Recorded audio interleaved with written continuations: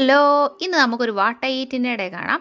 ഇന്ന് നമുക്ക് രാവിലെ ബ്രേക്ക്ഫാസ്റ്റിന് നല്ല ചൂട് പാലപ്പവും അതിൻ്റെ കൂടത്തി തിക്കായിട്ടുണ്ടാക്കിയ ഒരു വെജിറ്റബിൾ കുറുമയായിരുന്നു കേട്ടോ ഉണ്ടായിരുന്നത്.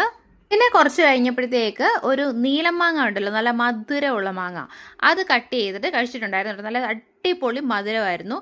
പിന്നെ നമുക്ക് ഉച്ചയ്ക്ക് സിമ്പിളായിട്ട് തയ്യാറാക്കിയ ചിക്കൻ ഫ്രൈ ചെയ്തൊരു ബിരിയാണി ആയിരുന്നു, കുറച്ചെടുത്തിട്ടുണ്ടായിരുന്നു. പിന്നെ അതിൻ്റെ കൂട്ടത്തിൽ കോമ്പിനേഷനായിട്ട് സിമ്പിളായിട്ട് തയ്യാറാക്കിയ ഒരു സലാഡും ഒരു പപ്പടമായിരുന്നു ഉണ്ടായിരുന്നത്. പിന്നെ വൈകുന്നേരം നമുക്ക് ചായയുടെ കൂടെ തലേ ദിവസം വാങ്ങി കുറച്ച് പൊറോട്ട ഇരിപ്പുണ്ടായിരുന്നു കേട്ടോ. അതുകൊണ്ട് പെട്ടെന്നൊരു ചേർത്തൊരു കൊത്തു പൊറോട്ട ഉണ്ടാക്കി അത് കഴിച്ചു. ഇപ്പം നമ്മുടെ ചക്കയുടെ സീസണൊക്കെ ഇങ്ങനെ കഴിഞ്ഞു വരികയാണല്ലേ. ഇപ്പം നമ്മുടെ അവിടെ നല്ല അടിപൊളി ഒരു വരിക്കച്ചക്ക കിട്ടിയിട്ടുണ്ടായിരുന്നു. അതൊക്കെ നന്നായിട്ട് കട്ട് ചെയ്ത് ക്ലീൻ ചെയ്ത് എടുത്തിട്ടുണ്ടായിരുന്നു കേട്ടോ. അത് കുറച്ച് കഴിച്ചു. തേൻ വരിക്ക ചക്കയായിരുന്നേ.